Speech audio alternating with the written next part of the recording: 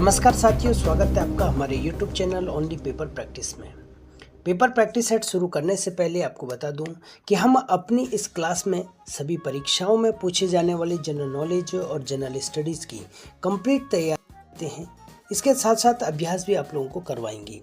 राज्य स्तर की सभी परीक्षाओं में जैसे उत्तराखंड, उत्तर प्रदेश, बिहार, राजस्थान, MP, हिमाचल प्रदेश जैसे हिंदी भाषाई राज्यों के लिए GS और GK हम लेके आएंगे।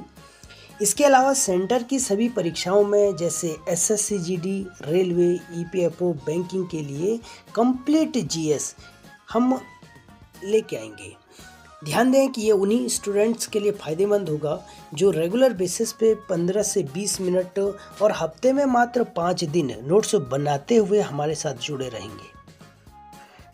चलिए शुरू करते हैं। आज के दिन का पहला क्वेश्चन है, भारत का सबसे बड़ा उच्च न्यायालय कौन है? ऑप्शन ए है दिल्ली उच्च न्यायालय, बी इलाहाबाद उच्च न्यायालय, कोलकाता उच्च न्यायालय, मद्रास उच्च न्यायालय। तो राइट आंसर हो जाएगा इसका, देख के ही पता लगता है कि हमारे सबसे बड़ा उच्च न्यायालय इलाहाबाद उच्च न्यायालय है। अगर उच्च न्यायालय की गठन की बात करें तो सर्वप्रथम उच्च न्यायालय का गठन कब हुआ था, आइए जानते हैं इसको। सर्वप्रथम जो उच्च न्यायालय का गठन हुआ था 1862 ईस्वी में 3 उच्च न्यायालय एक साथ बने थे। उसमें था सबसे पहले कोलकाता उच्च न्यायालय, दूसरा था मुंबई उच्च न्यायालय और तीसरा था मद्रास उच्च न्यायालय। इन तीनों का गठन हुआ था 1862 ईस्वी में। वहीं इसके ठीक 4 साल बाद एक और उच्च न्यायालय का गठन हुआ था 1866 ईस्वी में। ये था इलाहाबाद उच्च न्यायालय का गठन। ठीक है, आगे जानते हैं कि हमारे अगर संविधान की बात करें तो हमारे संविधान में भाग 6 में अनुच्छेद 214 से 232 तक उच्च न्यायालय की व्यवस्था है। अभी 232 हटा दिया गया है तो अब ये हो जाएगा 231। 214 से 231 तक इसकी व्यवस्था है, उच्च न्यायालय की व्यवस्था है। क्या है इसके अंतर्गत? 214 में कहा गया है कि प्रत्येक राज्य के लिए एक उच्च न्यायालय होगा, यानी प्रत्येक राज्य के लिए क्या होगा, उसका एक उच्च न्यायालय होगा। वहीं 231 में कहा गया है, बहुत इंपॉर्टेंट है, कि संसद 2 या 2 से अधिक राज्यों के लिए एक उच्च न्यायालय का गठन कर सकता है। यानी 2 राज्यों में जैसे 2 या 2 से अधिक, जैसे आपका पंजाब, हरियाणा और चंडीगढ़ जो केंद्र शासित प्रदेश है और 2 राज्य हैं, इनके लिए एक ही उच्च न्यायालय है। तो ये 231 के तहत प्रावधान किया गया है। वहीं आइए जानते हैं कुछ और अनुच्छेद या आर्टिकल 216 में कहा गया है कि उच्च न्यायालयों का गठन की बात करी गई है। 214 में गठन की बात नहीं है, गठन की बात है 216 में। और 217 में क्या गया है कि जो इन उच्च सुप्रीम कोर्ट के जजों की नियुक्ति के बारे में प्रावधान किया गया है। किसमें? 217 में नियुक्ति का प्रावधान है। अब इनकी नियुक्ति कैसे होगी? इनकी नियुक्ति होगी, राष्ट्रपति करता है। इनकी नियुक्ति क्या करता है? राष्ट्रपति करेगा। राष्ट्रपति किसकी अनुशंसा पे करेगा?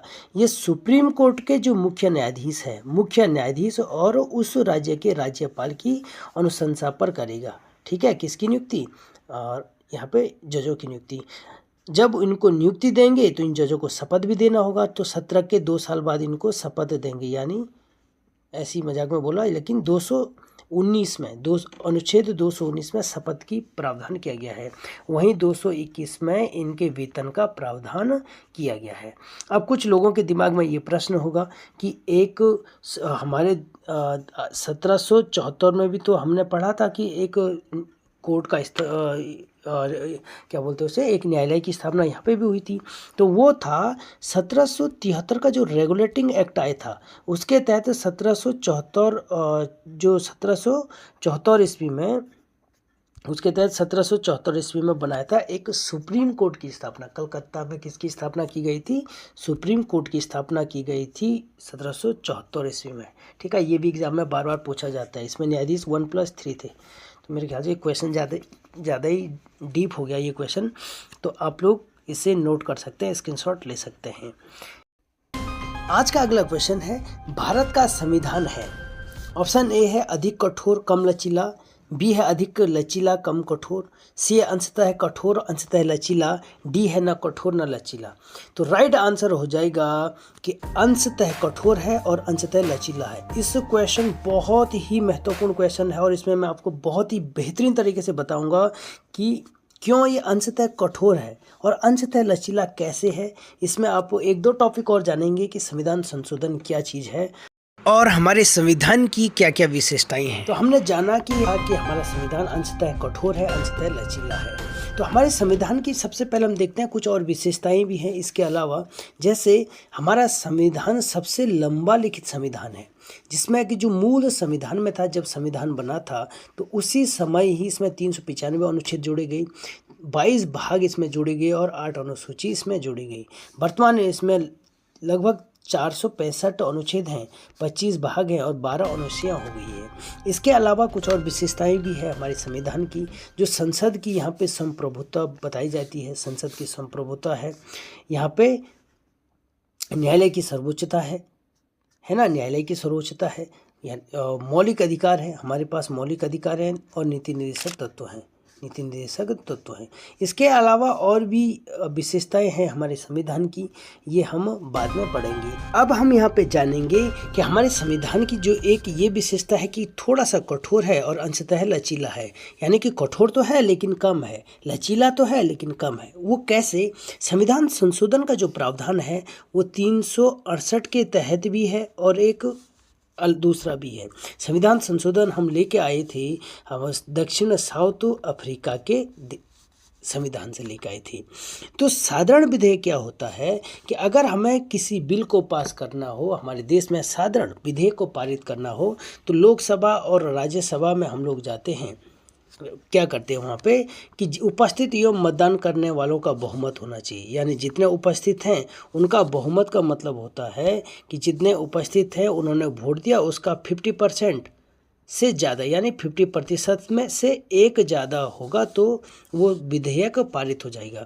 तो लचीला तो है, लचीला है ना, लेकिन कम लचीला है। विधेयक तो पारित करना ही पड़ रहा ना, विधेयक पारित करना पड़ रहा, तो लचीला कम है।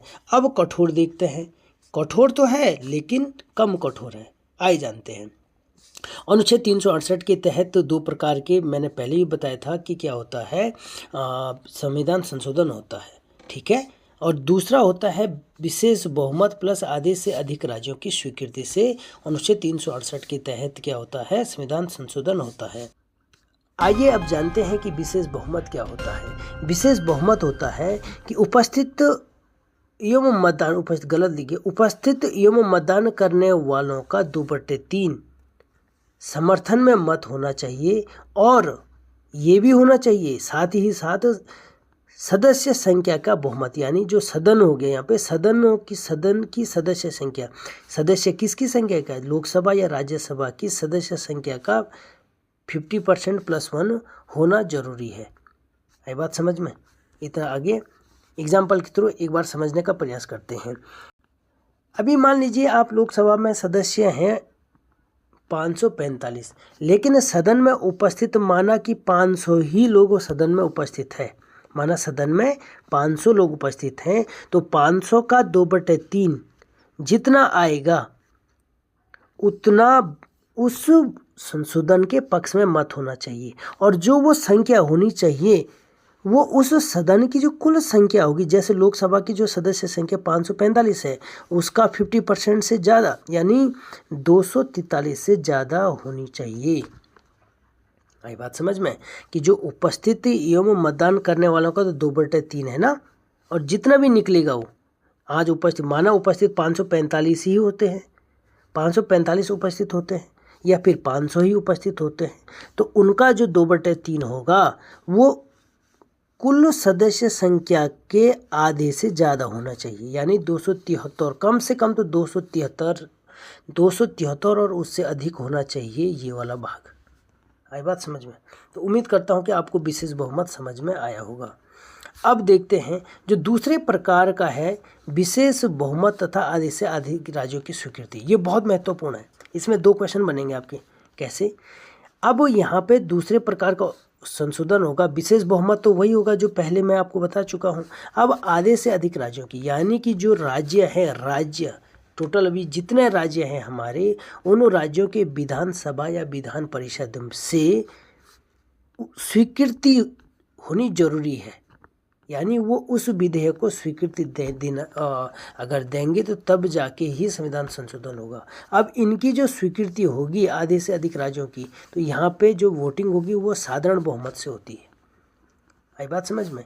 विधानसभा और विधान परिषद में साधारण बहुमत के द्वारा ये पारित करके ये अपनी स्वीकृति देंगे, तब जाके संशोधन होगा। तो इसका मतलब क्या हुआ कि संशोधन तो कठोर तो था, ये कार्रवाई बहुत कठोर है, लेकिन कम है, क्योंकि अमूमन हो ही जाता है।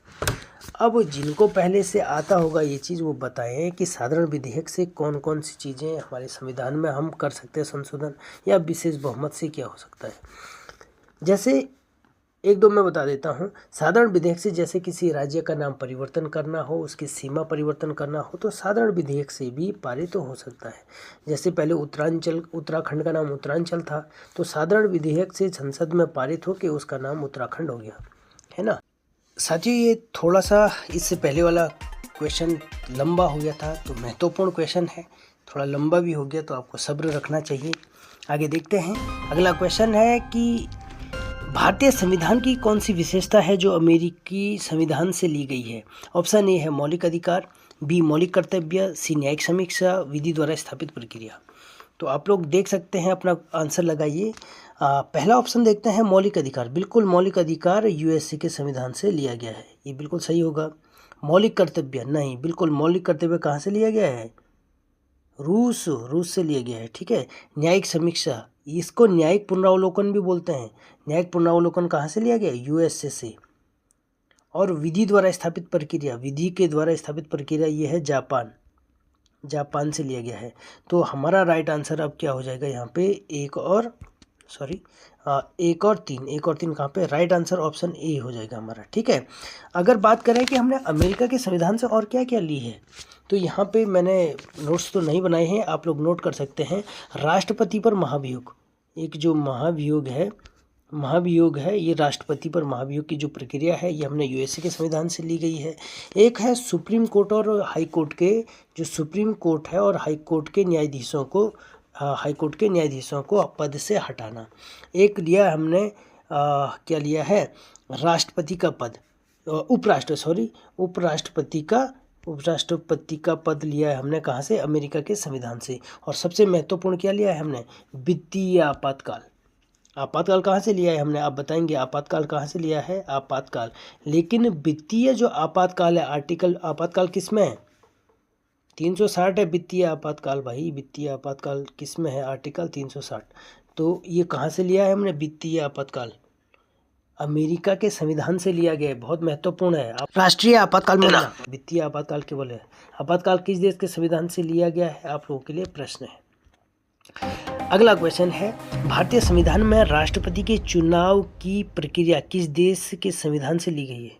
भारतीय संविधान में राष्ट्रपति के चुनाव की प्रक्रिया, ऑप्शन ए है अमेरिका के संविधान से, बी है सोवियत संघ के संविधान से, सी आयरलैंड, डी है साउथ अफ्रीका। तो राइट आंसर हो जाएगा इसका ऑप्शन सी, आयरलैंड के संविधान से हमने लिया है किसके? राष्ट्रपति के चुनाव की प्रक्रिया।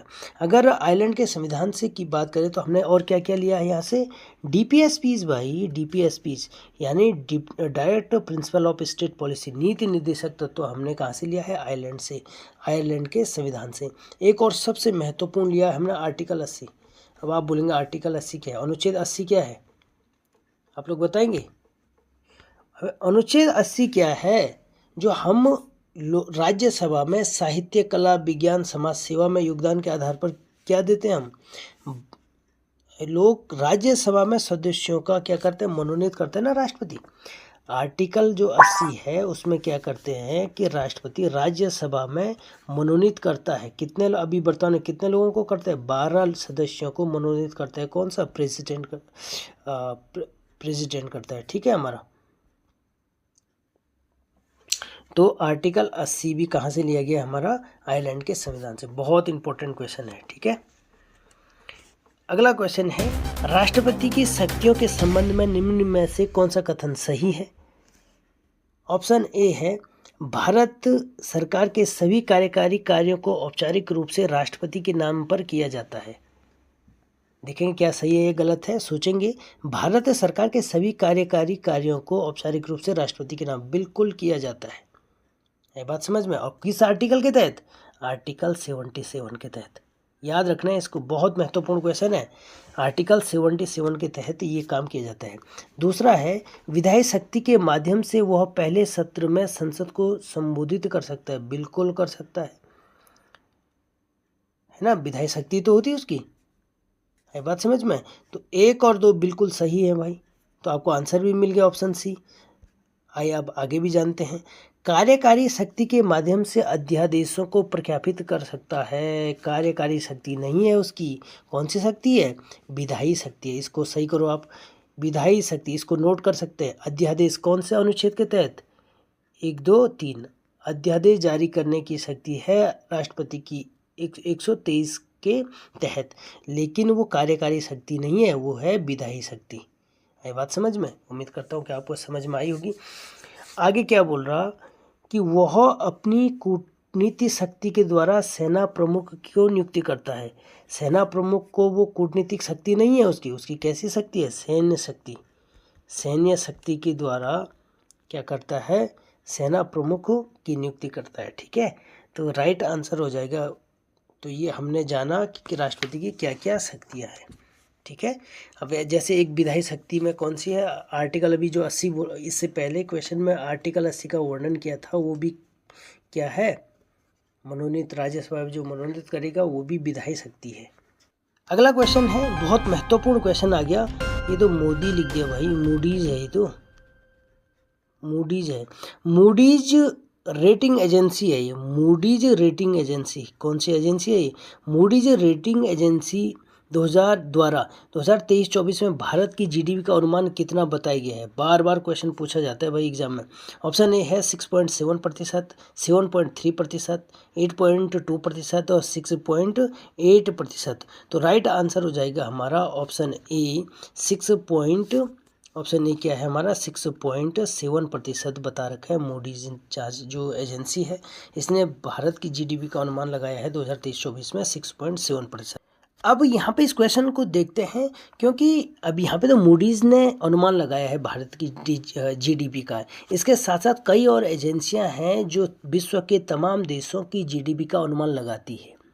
तो उनमें से जैसे प्रमुख जो एजेंसियाँ हैं, जैसे कि IMF है, विश्व बैंक है, राष्ट्रीय सांख्यिकी आयोग है, संयुक्त राष्ट्र है, एशियाई विकास बैंक है, ये सब अनुमान लगाती हैं कि भाई आपकी जीडीपी का अनुमान कितना होगा, किस गति से आपकी जीडीपी बढ़ेगी। तो जानते हैं, ये बार बार एग्जाम में पूछा जाता है।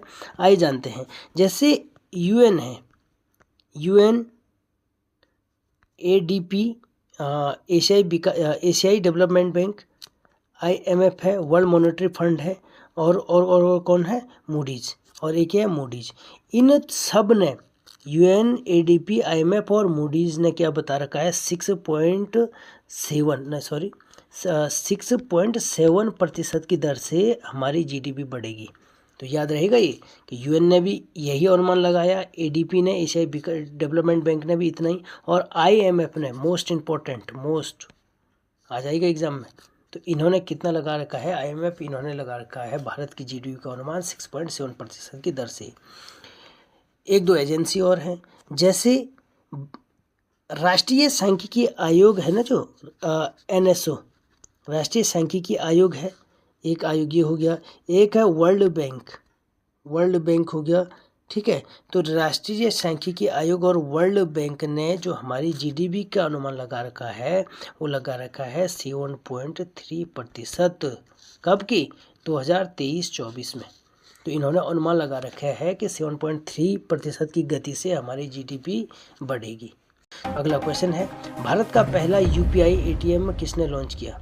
ऑप्शन ए है HDFC बैंक, बी है SBI बैंक, सी हिटैची पेमेंट बैंक, डी जियो पेमेंट बैंक। तो राइट आंसर हो जाएगा हिटैची पेमेंट बैंक। पहला UPI ATM लॉन्च कर रखा है भाई इसने। ठीक है, तो UPI के बारे में आप जाने हैं, कब लॉन्च हुआ था UPI? पिछली वीडियो में 2016 में। है बात समझ में? हाँ। अगला क्वेश्चन है, हर पेमेंट डिजिटल मिशन किसने शुरू किया था? SBI, RBI, HDFC, bank of Baroda. तो हर पेमेंट डिजिटल मिशन शुरू किया है RBI ने। है बात समझ में?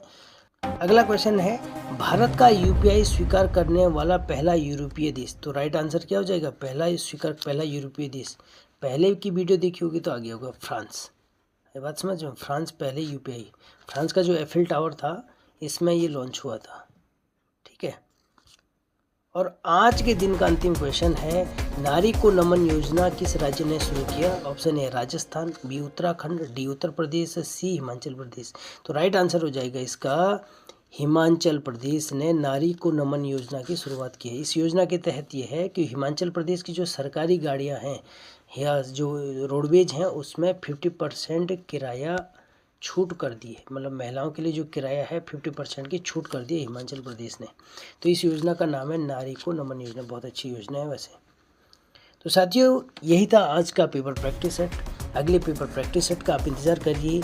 और आपको एक बार फिर से बता दूं कि जो बृहस्पतिवार और रविवार को हमारा पेपर प्रैक्टिस सेट का जो ये है ये सीरीज चलती है, ये नहीं चलती है। ये इसलिए कि ताकि हम आपको जो हफ्ते में 5 दिन का पेपर प्रैक्टिस सेट देते हैं वो बहुत बेहतरीन पेपर प्रैक्टिस सेट बनाने का हमें मौका मिलेगा। इसलिए हफ्ते में 2 दिन की हमारी वीडियोस नहीं आती है, बृहस्पतिवार और संडे को। आपका बहुत बहुत धन्यवाद। नमस्कार।